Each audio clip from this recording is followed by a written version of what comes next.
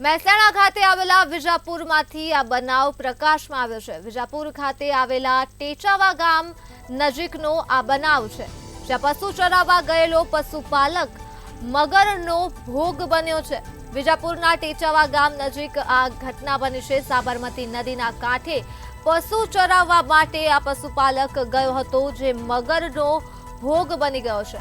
નદીમાંથી આવેલો મગર ભેંસ ઉપર હુમલો કર્યો હતો અને ભેંસને બચાવવા ગયેલા આ પશુપાલક ઉપર મગર ત્રાટક્યો હતો અને મગરનો શિકાર બન્યો હતો।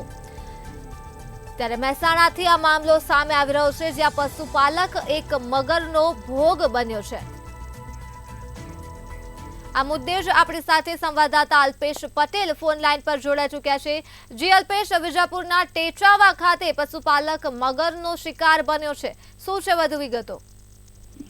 જી ધર્મી, ચોક્કસ જણાવી દઉં કે મહેસાણા જિલ્લાના વિજાપુર તાલુકાના ટેચવા ગામ નજીકનો બનાવ છે અને પશુ ચારવા ગયેલા પશુ ચાલકને મગરનો ભોગ બન્યો છે અને સાબરમતી નદીના કાંઠે પશુ ચરાવવા ગયો હતો અને સાબરમતી નદીમાંથી આવેલો મગર ભેંસ ઉપર હુમલો કરતો હતો, ત્યારે ભેંસને બચાવવાના ગયેલા પશુપાલક ઉપર મગરનો શિકાર બન્યો છે અને બળદેવજી ઠાકોર નામના પશુપાલકને મગરનો શિકાર બન્યો છે અને મગર સાબરમતી નદીમાં ખેંચી ગયો હતો અને મગરે પશુપાલકના હાથ અને પગ કડી ખાધા હતા અને મગરનો શિકાર બની પશુપાલકનું મોત થયું છે। જી, તમામ વિગતો બદલ આભાર।